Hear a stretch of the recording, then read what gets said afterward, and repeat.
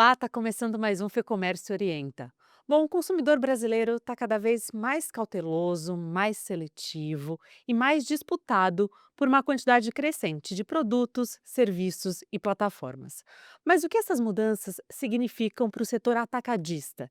E como empresários podem se adaptar a um mercado em transformação? Para essa conversa, eu recebo Pietro Bastos, que é Senior Business Manager da Nielsen IQ Emitrix, e Fábio Pina, assessor econômico da Fecomércio São Paulo.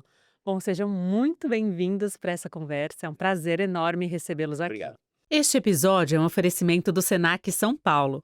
Para saber fazer, é preciso experimentar. Então faça, desfaça, refaça, mas principalmente se satisfaça. Quer fazer? Senac. Acesse sp.senac.br. Bom, eu vou começar então nossa conversa com você, Pietro. Queria começar falando do estudo, da Nielsen IQ, que mostra que o consumidor está pressionado financeiramente, certo? Comprando menos itens, revisando prioridades. Queria que você nos contasse qual que é a principal mensagem desse estudo, principalmente para o setor atacadista, que é o nosso protagonista aqui hoje. Perfeito, Camila. Bom, primeiro, muito obrigado por participar com vocês hoje, né? Um enorme prazer de estar aqui representando a Nielsen Equil, o Emitrix, né? Bom, e a gente está vivendo um momento bem desafiador de consumo, né? Um momento que a gente está vivenciando uma desaceleração de consumo que vai muito além de um recorte nacional. É globalmente esse movimento de desaceleração do volume, e que vem mudando a jornada do consumidor. Então a gente passa por aqui, pela essa mudança de jornada do consumidor, o recado para o setor atacadista, né. Hã, Só que para a gente entender essa desaceleração do consumo, nós precisamos olhar para alguns indicadores econômicos, e a gente que o Pina vai entender e vai poder aprofundar muito mais nisso, mas, nós temos uma dualidade, né, um movimento de, eh desemprego, né, baixo no Brasil, né, fechamos 2025 com a melhor marca histórica, aumentou um pouco no início do primeiro trimestre em 2026 a taxa, mas ela continua sendo uma taxa baixa. Um aumento da renda do brasileiro, né, mas que não se reflete no consumo das famílias brasileiras, né, não está no mesmo patamar. O consumo cresce, mas não está no mesmo patamar do crescimento de renda. E por que que isso acontece? Vamos passar por vários fatores, não é um só, não é uma coisa só que explica, né. A gente está vivenciando um momento de alto endividamento da família das famílias brasileiras, né, 80% dos brasileiros endividados. Dívida nem sempre é ruim, né, a dívida muitas vezes, passa por um financiamento de casa, um financiamento de carro que movimenta a economia, ou ela passa a ser ruim no momento da inadimplência. E aí nós temos uma alta inadimplência no Brasil hoje, quase 30% inadimplente, comprometendo 30% da sua renda. Então, nós temos uma família com bolso pressionado, né, por diversos motivos. Um bolso pressionado pelo aumento das contas básicas de casa, né? Eu tenho ali conta de água, luz, aluguel aumentando, né? Temos aumento dos gastos de saúde, temos um aumento de gastos, outras dívidas que a gente chama, né? E vem pressionando o abastecimento no lar, FMCG, como vem pressionando gastos secundários, alimentação fora do lar, lazer, etcétera, que estão representando menos no bolso do consumidor.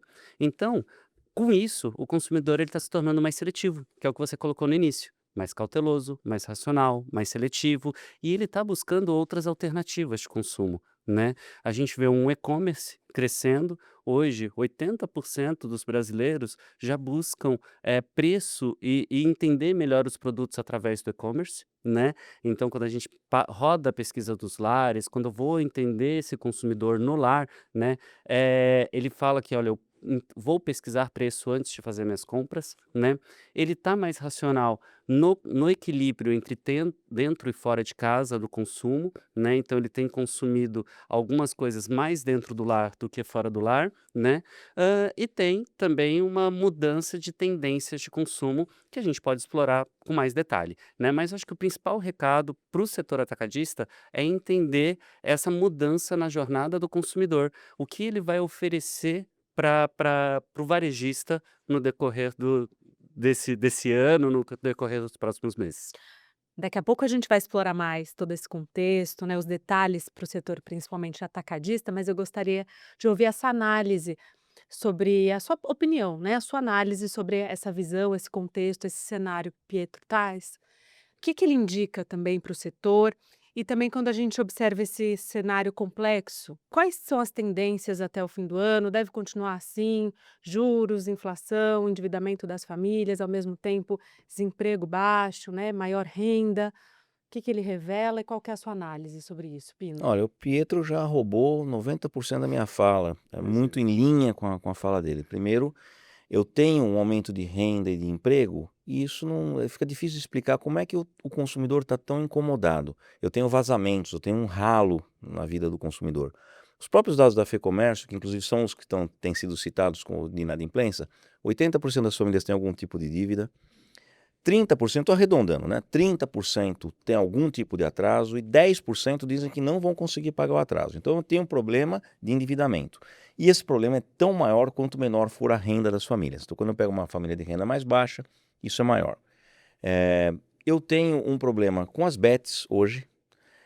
O problema não é ter as bets, mas é quantas famílias estão endividadas e jogando em bet para tentar pagar a dívida. Quer dizer, esse é um outro problema. Então, não é existir a bet em si, mas é quanto eu estou despendendo para este tipo de consumo. E aí eu olho o setor de turismo, cresceu 10% no último mês, com relação ao ano passado, e o varejo zero ou caiu um pouquinho. Porque o varejo, tradicionalmente, uma boa parte do consumo é básico. Eu tenho as famílias de baixa renda. O setor de serviços, ele é consumido mais, não é que não é consumido por famílias de mais baixa renda, mas ele é mais consumido, ele tem uma participação maior no orçamento das famílias de maior renda. Quando eu olho esses vazamentos de renda, eu vejo que nas famílias de alta renda eu tenho menos gente jogando, menos gente endividada, menos gente inadimplente. Então, me parece evidente que nós estamos com um problema, e aí o Pietro já antecipou, a mudança da jornada do consumidor, que vai impactar no atacado. Eu tenho uma mudança de jornada conjuntural, que é isso que nós estamos falando, e uma mudança de jornada estrutural. Estrutural são as novas modalidades de consumo que não vão sair do dia para a noite, plataformas, como é que eu atraio um consumidor que está cada vez mais arredio a sair de casa, em especial nos grandes centros, como é que eu atraio ele para a minha loja, qual experiência eu tenho que dar ao consumidor. A outra é a conjuntura. Nesse momento, apesar de eu ter renda, eu tenho um estrangulamento, a renda disponível está menor. E se a gente passar por um momento que eu acredito que vai passar, que é endereçando a segunda parte da sua pergunta, da conjuntura, nós vamos passar por um momento de ajuste, se não recessivo, um ajuste de redução do crescimento. Eu acho que talvez até recessivo no ano que vem. Nós vamos ter que fazer ajustes. Hoje, o consumo e a renda estão sendo artificialmente inflados com vários programas, vários benefícios. Isso não vai ser perpetuado, não há espaço fiscal para isso continuar no país. Então, o ano que vem a gente vai ter um ajuste mais severo e tão pior, porque as pessoas estão endividadas. Aí eu posso ter um problema de inadimplência muito mais sério.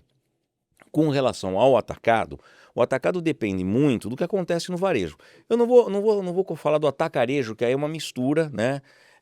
O varejo é o grande consumidor do atacado, de forma geral, né?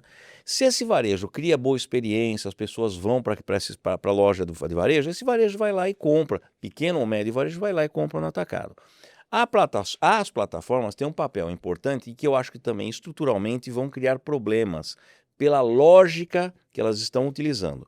Um comerciante normal ele tem que comprar mais caro do que vende, mais barato do que vende, né? Então ele vende um pouquinho mais caro. Nessa diferença de preço ele paga água, luz, funcionário, então aí tem que sobrar alguma coisinha. Na plataforma a lógica não é essa. Se você que vende na minha plataforma, você tem um pequeno varejo, se você teve lucro ou não, isso é irrelevante para a plataforma. A lógica de comércio não existe, essa lógica tradicional. Porque eu pego um FII de você que está vendendo, um FII de quem está comprando e ainda vendo a logística. O problema é que isso está reduzindo o número de elos na cadeia. Pode parecer algo interessante vir da indústria direto para o consumidor num primeiro momento, mas quando eu destruo os canais de distribuição, no longo, médio e longo prazo, isso é muito ruim, inclusive para a indústria.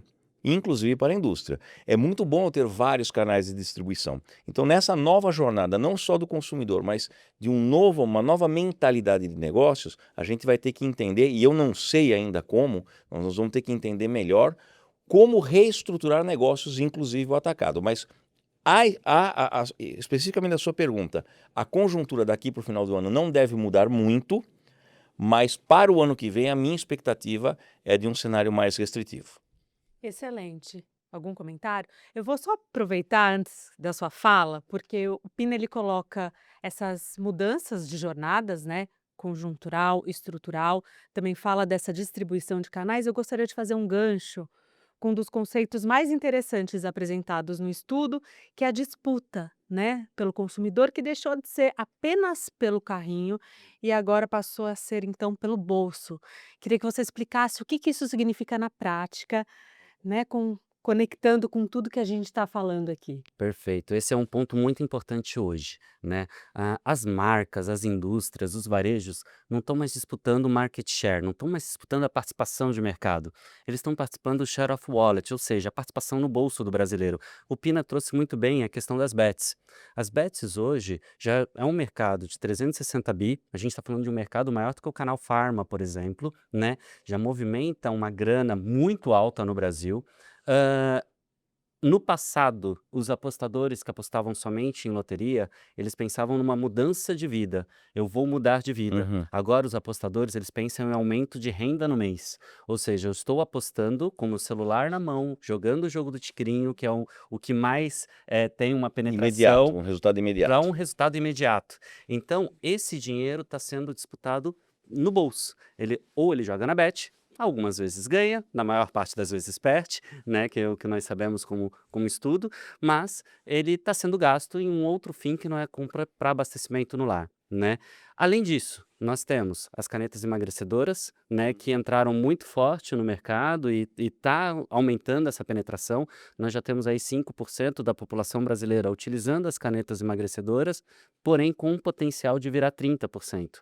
Nós temos 26% da população que tem interesse em usar as canetas emagrecedoras, mas não utilizam por 2 motivos: preço, né, uma barreira restritiva que é o preço, e uma segunda barreira que é o medo das contraindicações dessa medicação. Então, quando a gente fala de preço, com a quebra das patentes, tende a reduzir muito o preço na oferta. Então, você tem uma penetração que tende a sair só do nível socioeconômico mais alto para um nível socioeconômico médio, e 30% da população usando as canetas, tende a vir a usar as canetas. Além disso, temos as plataformas, né, mas mais olhando para os chineses, cross-borders que nós chamamos, Shein, Shopee, Temu, né, TikTok Shop, trazendo um outro comportamento de consumo com produtos entrando no Brasil de forma mais barata para a população. Então, também saindo esse dinheiro para o cross-border. Além de streamings, né? A gente, há alguns anos atrás, assistimos TV aberta, passamos a pagar pela TV assinatura um valor fixo. Agora você tem várias plataformas de streamings no bolso do brasileiro. Além dos aplicativos de deslocamento, de transporte, né? Que no passado também esse dinheiro está movimentando, né? De comprar um carro para usar aplicativos. Então você tem várias frentes que a gente chama de despesas emergentes que disputam o bolso do brasileiro. E aí, com isso, hoje, a marca ela precisa criar fidelidade, precisa criar a atenção daquele consumidor para trazer o consumo, né? Então, uma outra proposta de não só disputar entre as marcas, mas sim de disputar com outras emergências, com outras despesas emergentes que estão surgindo aí no dia a dia de todos E nós. uma disputa de olhar também, né, Uma de de atenção, atenção, de esse é o grande atenção. ponto, né? Queria te ouvir também sobre isso, Pina, aprofundar Uhum. nessa questão de como essa concorrência ampliada que a gente está falando aqui, envolvendo apostas, streaming, né, aplicativos, plataformas digitais, como que ela afeta principalmente o comércio atacadista, né? A gente tem falado muito do varejo, e esquece um pouco, e é nosso papel também falar do atacado, mas as coisas estão absolutamente ligadas. Há alguns anos há muitos anos, fiz uma palestra para óticas. Naquele momento, as óticas, grande parte do faturamento vinha de revelação de fotografias. Eu falei, olha, eu não sei, mas me parece, e eu não tinha certeza mesmo, me parece que essa tecnologia está para mudar. E eu lembro que alguém falou para mim, a Kodak jamais vai ser uma empresa desprezível. A Kodak quebrou, né? Não tinha ninguém mais revela foto, isso acabou. Esse mercado basicamente acabou. A mesma coisa com os streamers que foi falado aqui. A gente alugava fita, a Blockbuster jamais vai quebrar. Ela quebrou, né? Então, as mudanças, a gente não pode achar que não vai mudar. As mudanças às vezes são muito severas. Eu vejo um momento com mudanças muito severas. O consumidor, ele está sendo disputado pelo bolso e ele está olhando muito mais para preço que outras coisas. Eu já ouvi relatos da pessoa entra numa loja, e não é incomum, pega um esmalte, olha, vai na internet e olha, além da falta de educação de ser feito isso, é um problema para o vendedor, porque ele está disputando com um vendedor que ele nem está vendo, né? Que não está nem muito, aliás, está muito longe dele. Plataformas chinesas, etc, etc. Então eu tenho dito o seguinte, hoje o varejo, e passa pelo varejo a solução do atacado, ele tem que ser uma experiência. Eu tenho que ter mais que um vendedor, eu tenho que ter um consultor, né? Porque se eu não preciso de nenhum auxílio, eu compro pela internet, é mais fácil, chega no dia seguinte, às vezes até no mesmo dia. Então, só vai sobrar nesta lógica a compra de conveniência. Passei, comprei, comi um docinho, consertei um sapato, alguma coisa muito específica, muito pequena. Agora, se eu tiver a experiência, fica um pouco diferente. Então, o varejo é um aliado e tem que ser um aliado do atacado e vice-versa para que eles resolvam esse problema de como que eu faço o consumidor vir até a minha loja, porque aí esta loja vai comprar do atacado. Eu não vejo as plataformas muito como aliadas nesse aspecto do atacado. Elas não vão comprar no atacado. Até poderia, só que aí o atacado não tem não é o atacado tradicional, é um atacarejo, ele também vende nas plataformas. Ok, não há problema nisso, mas toda essa novidade tem que ser colocada na mesa. Eu vi setores que destruíram canais de distribuição, falar o setor de pneus. A indústria de pneus pressionou tanto os canais que as lojas tinham margens muito pequenas, foram sumindo, marcas tradicionais de revendas de pneus foram sumindo, foram desaparecendo, foram ficando pequenas, ainda restam algumas, claro, mas eles abriram um espaço para supermercados, não vou falar qual, trazer pneu chinês e fazer o serviço lá dentro do supermercado. Isso foi muito ruim para a própria indústria de pneus, no médio prazo. Eu acho que a mesma coisa pode acontecer com uma boa parte da indústria nacional que vai minar os próprios canais de distribuição. E um dos canais importantes é o atacado. Mas sem o resultado no varejo, o atacado não tem muito como agir, porque ele não está falando com o consumidor final. Novamente, o atacarejo fala, aí vale as mesmas lógicas do varejo nesse aspecto. Mas eu consigo atrair um consumidor para a minha loja? Sim, seja atacado ou varejo. Se eu consigo atrair, parte do meu problema está resolvido. Se eu não tenho um consultor, ao invés de um simples vendedor na minha loja, não tem por que o consumidor ir até a sua loja. Quando eu vou numa loja de material de construção, eu quero que ele me ajude a fazer a compra. É o que a gente chama de consumidor substituto. Quem consome o remédio não é o paciente, é o médico. O médico te indica, você não vai discutir com o médico. Ele dá um nome, você vai lá, a gente chama o médico de consumidor substituto. Quando eu vou numa loja que eu quero alguma coisa especializada, eu quero que aquela pessoa seja o meu consumidor substituto. Ele me ajude, olha, Pina, não é isso que você quer, você precisa desse material, não é este computador que você precisa, é aquele. Se eu não tiver isso, Camila, eu não resolvo varejo, não resolvendo varejo, eu não resolvo atacado. Você produz no Brasil e quer conquistar um mundo pagando menos impostos? O certificado de origem Fecomércio São Paulo é a chave para isso. Com ele, você acessa benefícios fiscais garantidos por acordos internacionais firmados pelo Brasil e pelo Mercosul. Você pode reduzir ou até zerar impostos de exportação. É economia que fortalece a sua competitividade lá fora. A validação é rápida, 100% digital. E a aprovação sai em até 24 horas. Quer exportar com mais vantagem? Acesse o link ou escaneie o código QR. Certificado de origem Fecomércio São Paulo. Menos imposto, mais alcance. Essa análise que o Pina traz, né, de consultor, da presença de um consultor é bem interessante. E nesse contexto em que os consumidores eles buscam planejar mais, ter uma boa experiência, alternativas para economizar, o estudo também mostra isso. Queria saber qual que é a sua leitura sobre isso, sobre a relação entre os setores, né?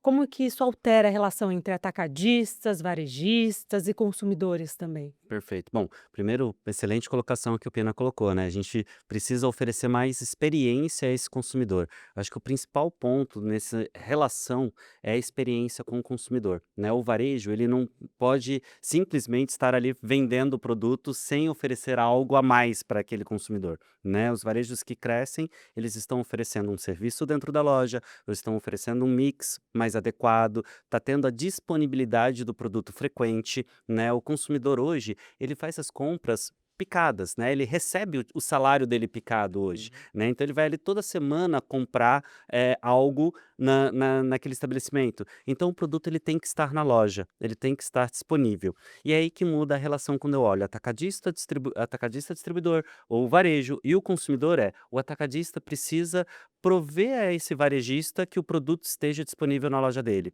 E o varejista precisa entender a necessidade de consumo desse consumidor e oferecer serviços, né? Então você hoje vê até no atacarejo, né, um açougue, uma padaria, mais serviços sendo explorados dentro do atacarejo, dentro das lojas de varejo, o canal online. Hoje 60% dos maiores supermercadistas já possuem um canal online ativo, porque ele está permitindo com que aquele consumidor entre de forma online, faça as compras, ou pede o delivery do próprio supermercado, ou ele vai buscar no supermercado, mas ele está dando a opção daquele consumidor também comprar nele de forma online, né? E esse relacionamento com o atacadista e o varejo é nesse mix. É nessa disponibilidade de produto, é nessa oferta do produto que precisa estar na loja, né? Então, esse relacionamento ele passa por essa jornada de entender o que o consumidor precisa e o atacadista estar pronto para oferecer aquele produto ao varejista. Excelente. Então, nesse contexto, né, Pina, eu gostaria de saber um pouco mais de você, quais estratégias são mais eficientes, né, para atrair o consumidor? Você falou da experiência, mas o que mais você enxerga nesse cenário que é importante, né? Além da experiência, o relacionamento com o cliente, o que mais? Bom, relacionamento é importantíssimo. Fato. Isso é importante para o banco, para o cliente do banco, é importante para o varejo e é muito importante para o atacado, que ele lida com uma espécie de um consumidor meio diferente, que é o consumidor de grandes volumes, né? Então, essa relação é importantíssima. Outra coisa é a estratégia mesmo, que passa até pelo ponto dele. Eu vou pegar um exemplo. A gente está construindo muitos prédios com o que se chama de fachada ativa. Isso é por conta de aumentar o potencial construtivo, etc. Eu teria que ter uma loja. Na avenida na descida da Rebouças, tem vários desses empreendimentos e eu tenho muitas dúvidas que eles vão funcionar, as lojas ali vão funcionar. Por quê? Porque eu não tenho passagem a pé ali, eu não tenho o estacionamento e eu só tenho um grande fluxo de automóveis, mas sem onde ter onde parar, qual é a conveniência que isso oferta? Então, o consumidor consome por conveniência e por preço. Conveniência é aquela de passagem, que eu lembrei que eu preciso de alguma coisa, eu estou com um pouco de fome, um pouco de sede e algo me atraiu, eu comprei naquele momento. As compras planejadas não são só por conveniência, mas é bom que também tenha conveniência. As plataformas dão muita conveniência de entregar na tua casa quase qualquer coisa hoje.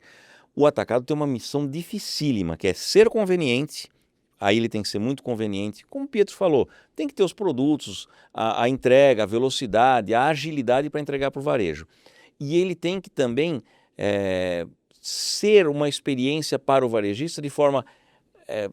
eu vou gerar resultado para vocês. Ele também tem que ajudar o varejista a fazer o mix, porque ele pode... O varejista pequeno talvez não tenha condições de prestar de ter um serviço que o atacado pode prestar. Explicar, olha, você vende muito mais deste produto do que desse, eu tenho o seu histórico aqui, com isso ele fideliza esse varejista.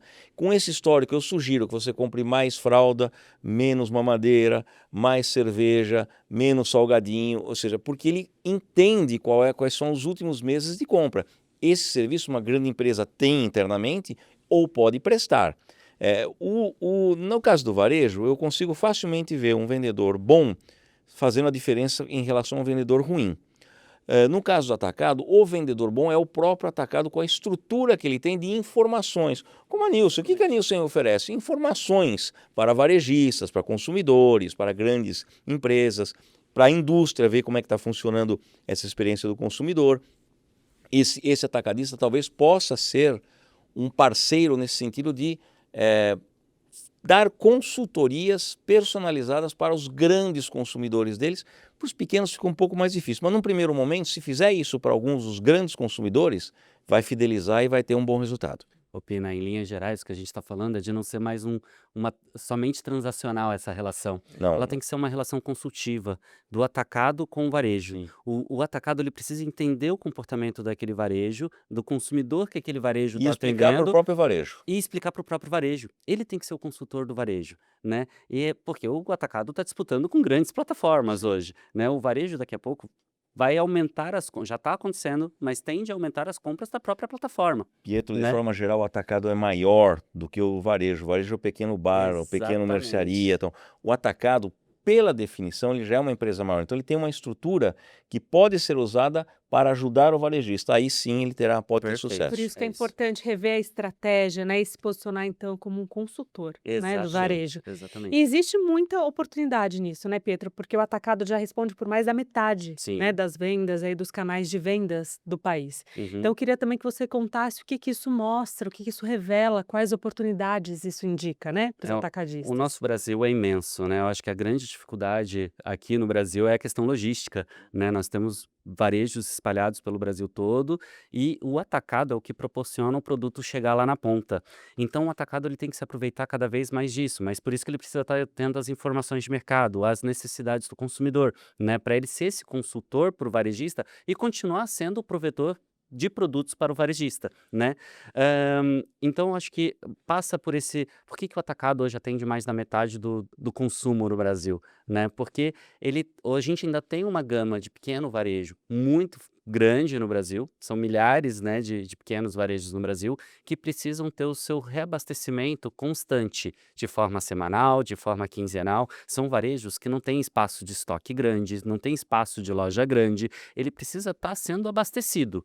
Então, o atacado ele precisa continuar atento em como eu abasteço esse pequeno varejo constantemente, Com recorrência, com né? recorrência, com mix adequado, com preço adequado, porque como o Pina colocou, o preço hoje é um dos principais fatores, tendo em vista a pressão Com a inflacionária logística no bolso adequada. do consumidor, com a logística adequada. Então, como que eu consigo? E às vezes até o atacado sendo parceiro da plataforma, né? Que é o que já está acontecendo muitas vezes, são as grandes plataformas trazendo o atacado como parceiro logístico para que ele continue vendendo. Eu quero abordar esse ponto, pegar esse gancho, né, porque o estudo também mostra esse fortalecimento da distribuição, né, da Sim, entrega, da logística, da importância disso.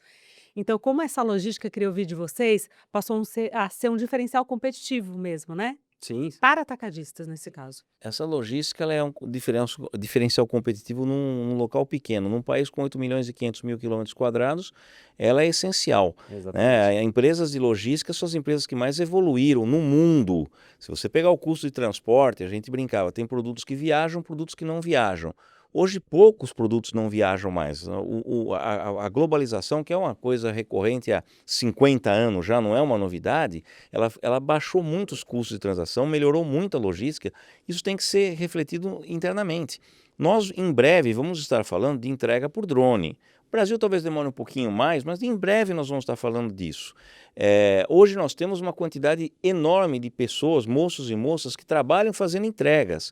Mas tudo isso quem conhece as plataformas sabe a quantidade de algoritmos e inteligência que tem por trás dessa logística.